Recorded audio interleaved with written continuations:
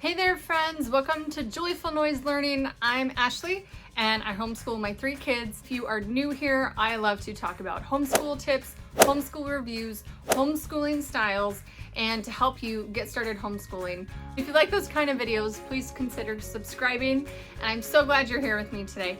And I have some really exciting news coming very soon. So if you want to be the first to know about that before anybody sees it on YouTube or Instagram, you'll want to click the link in the box there to sign up for my email list, and you will be the first to know when this exciting news is ready. I'm so excited. And I'd love to hear why you chose to homeschool. I'd love to meet you in the comments. So please say hi in the comments. Let me know if you're here and if you watch this video, and please tell me why you chose to homeschool or why you're thinking about homeschooling if you haven't jumped in yet. So join us in the comments with that. I just realized I've had this channel for a while now, and I have not necessarily told my actual story. So you guys may know the curriculums that I use, but you don't know where I came from or like why I started homeschooling. So I thought I would share why I decided to homeschool.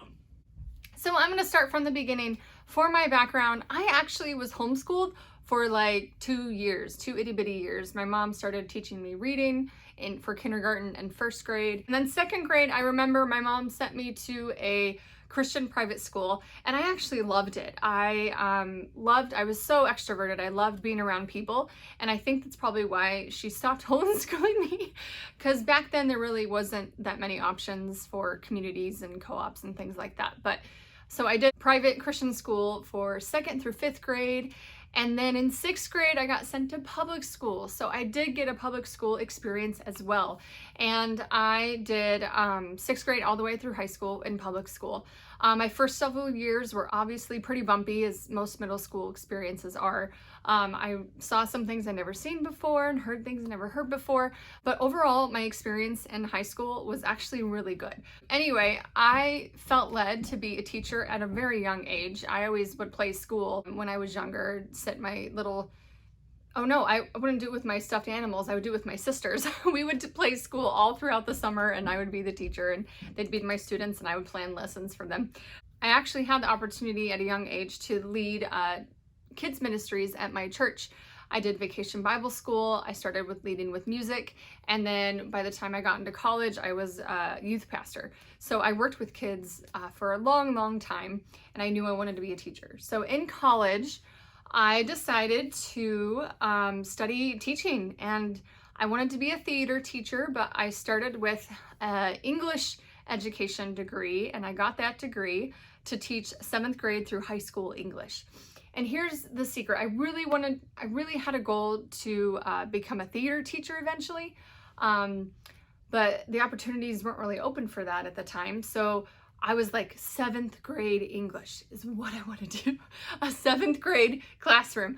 And they didn't have a 7th grade classroom when I graduated. So I got an 8th grade English classroom, and it was one of the hardest years ever.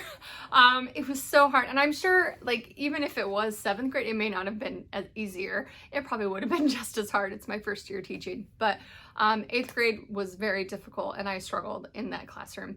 I ended up doing subbing after that, and I loved subbing. That was great. I could walk in and just hang out with the kids, do what the regular teacher had planned and be the cool teacher, and then leave and go home, and I was done.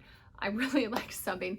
Then I finally had an opportunity to do a long-term sub position for a 5th grade class, and it was at a bilingual school, and I loved it. I really, really love that experience, and I found that I thrived as an elementary school teacher better than I did as a middle school or high school teacher.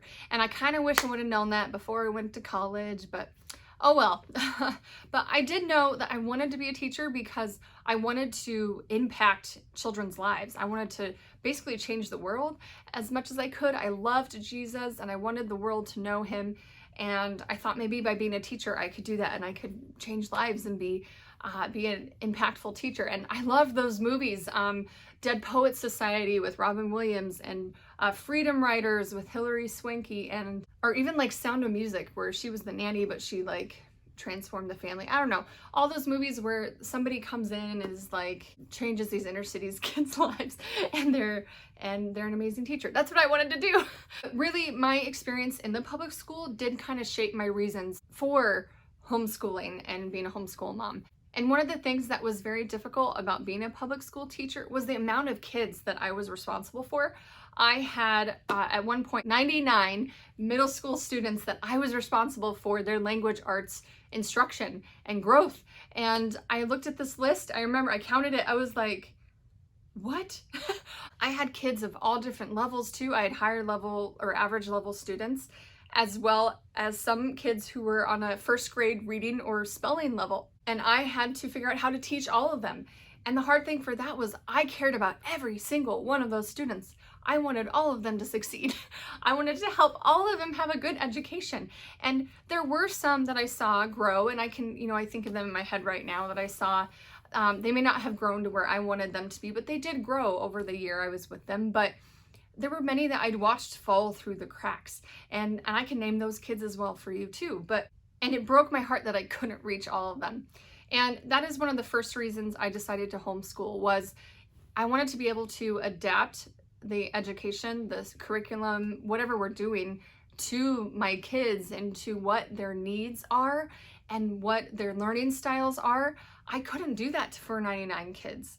I learned I could really do that for 1 to 3 kids. And also through public school experience, I learned that the kids learn best on one-on-one situations or in just small groups, like as in a family. When you have only 1 or 2 or 3 kids, you can adapt what you're doing with them. That's almost next to impossible to do with 99 students. And let me clarify, I didn't have 99 all at once. I had like 4 classes a day, averaging from 20 to 30 students in each class. So I didn't have 99 kids in one classroom. That would have been ridiculous, but I had 4 classes that I did when I was a middle school teacher. So I started having kids shortly after that. In 2010, I had my oldest, and I started researching homeschooling right about from the time she was born. And I was so excited and knew that I wanted to homeschool my kids. And that was when I discovered Charlotte Mason. And I was hooked. I was like, whoa, what is this?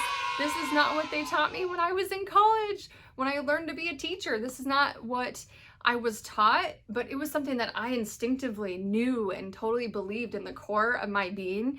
When I started reading all about Charlotte Mason, I was like, yes, this is my spirit animal. This is my spirit teaching animal. I read voraciously. I listened to podcasts. I found all the blog posts that were out there at the time. Any resource that I can get my hands on how to homeschool or how to do Charlotte Mason method, I was devouring. So one resource that I knew that really stood out to me was a friend of mine at the time had kids the same age as mine, and we were both homeschooling.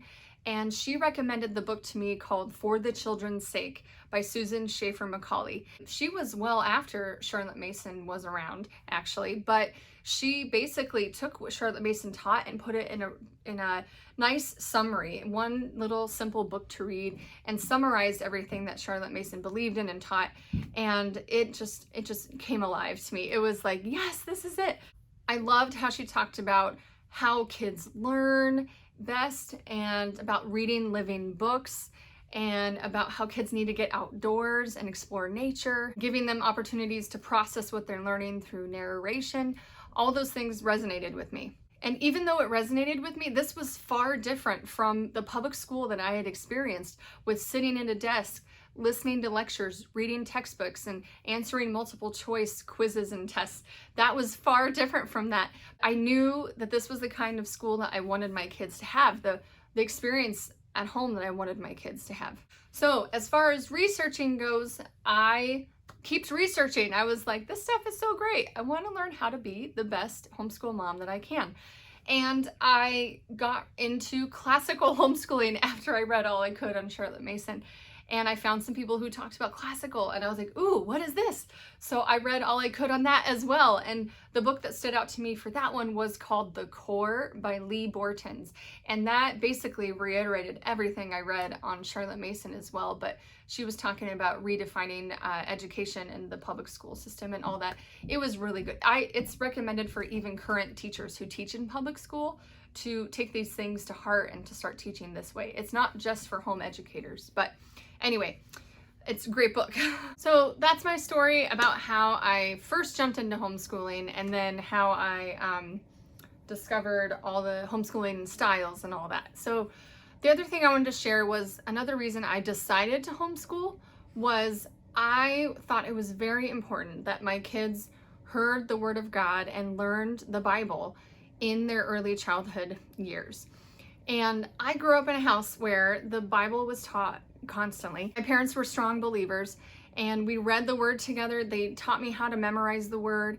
And for a while, I really was just memorizing the words, but by high school, the Word just started to come alive to me. And I knew that the Bible was the truth of the Word of God, living and active, showing us the face of Jesus in the Word. So it is very important to me that I teach my kids that. So I knew that the Lord was equipping me to be able to teach my kids how to read the Word and to give them a biblically based education in all subject areas. So I knew as a homeschool mom that I would have the opportunity to give my kids a feast of the Word, that they would be able to memorize the Word and hear it daily, that we would be able to talk about how God made the flowers and God made the oceans and the sky and the clouds, and He made the patterns in the stars, how the world turns and causes seasons, how it's part of His design, and even how He is woven into every part of history. And we could talk about the reasons why there might be pain and evil in the world, and the answers and the hope that we have in Jesus.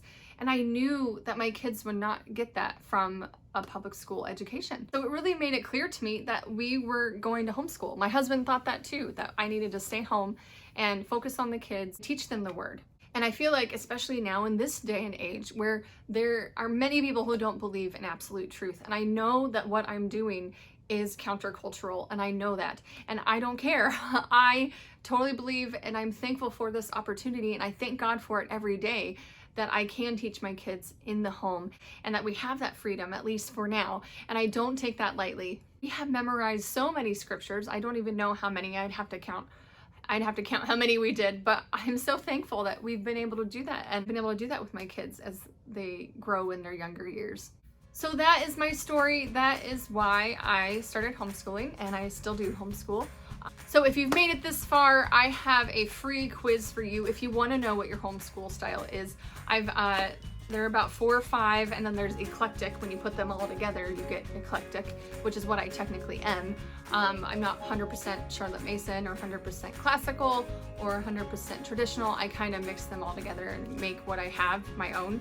But I did make a quiz for you. If you want to take that, the link is in the description box, and that's a free quiz you can take. You can also join me on Instagram and see me behind the scenes at Joyful Noise Mama. And I'd love to hear why you chose to homeschool. I'd love to meet you in the comments. So you guys have a great day, and I'll see you next time.